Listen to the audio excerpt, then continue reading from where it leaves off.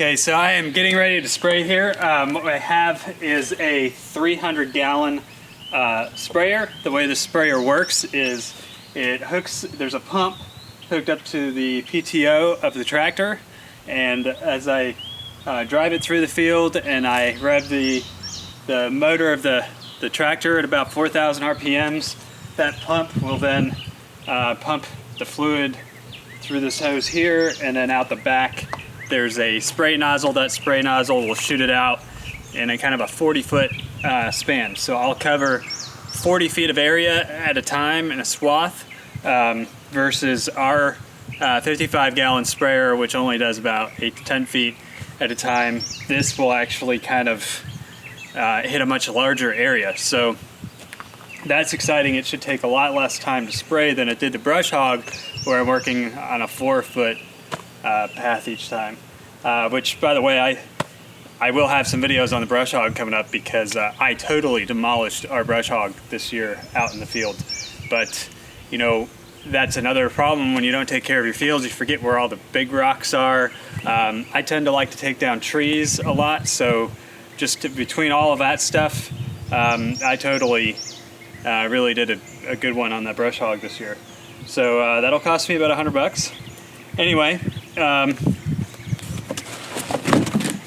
overall, I would say that this entire project has cost quite a bit of money, just because we didn't maintain the field.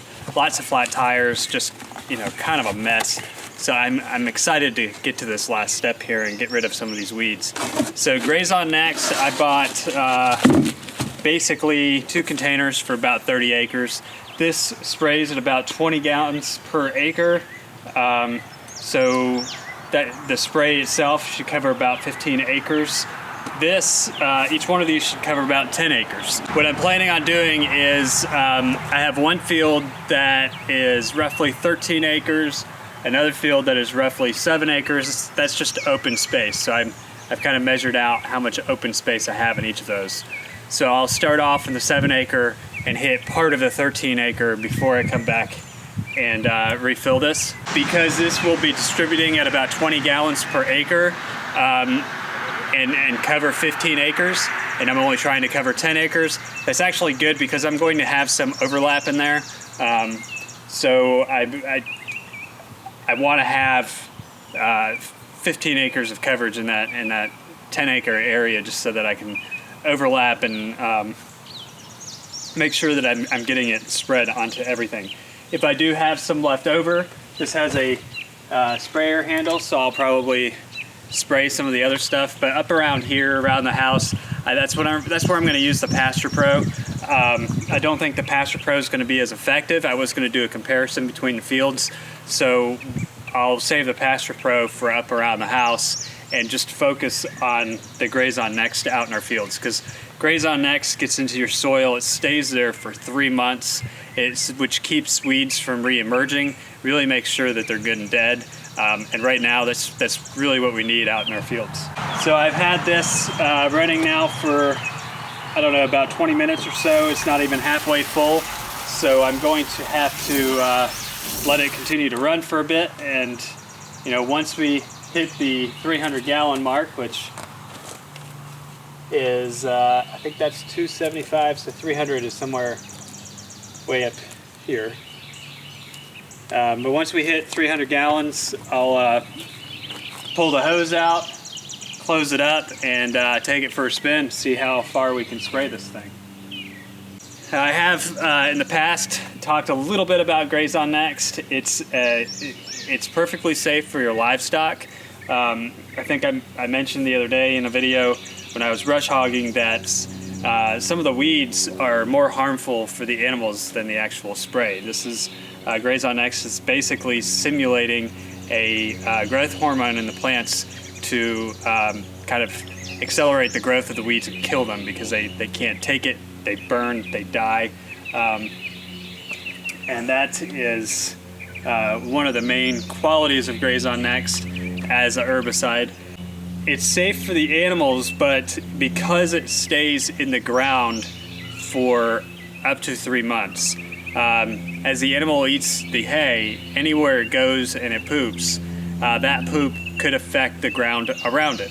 So with our animals going back into the woods, and they poop back in the woods, it's going to kill some of the vegetation back there. If we were to hay our fields and the hay is taken somewhere else, those animals eat it. Again, they could redistribute the GrazeOn Next properties out into the pasture that they're in. So generally it's not a big concern. I mean, you can have grazing animals for meat, grazing animals for dairy, grazing almost immediately after spraying with the GrazeOn Next product. But it is there are some concerns that you need to keep in mind, mainly as far as how those animals will then affect other vegetation in areas where you may not want to kill it. But for now, this is going to be a great solution for us. We've needed to get these fields in order. Once we have these fields in order, I'll be able to spend more time landscaping around the house, which is getting really overgrown right now. And we won't have to worry as much about weeds taking over our grazing space. And we'd like to add some more animals back there in the near future. So this is the only way we could possibly do it in a short period of time. If we had multiple years, I guess we could sit there and mow it and brush hog it, and mow it and brush hog it, and do it naturally. But one thing that I forgot to mention, with the GrazeOn Next that we put in there, we're also putting a surfactant in there with it. This will help the GrazeOn Next stick to the surface that we're spraying instead of washing off and going places that we don't want it to. So the surfactant, I put maybe half of this container in with a full container of GrazeOn Next, and then I'll put the other half in with the other container when I come back to do a refill. After we're done with everything, we are going to use a neutralizer, spray tank cleaner, I'll show you how we do that at the very end. It's important that you clean the tanks out when you're done. But this neutralize tank cleaner we'll do at the very end, and so stay tuned if you're interested in learning how to clean a tank. Actually, I'll do a separate video on cleaning a tank. So got 2 pounds of this to do a little later.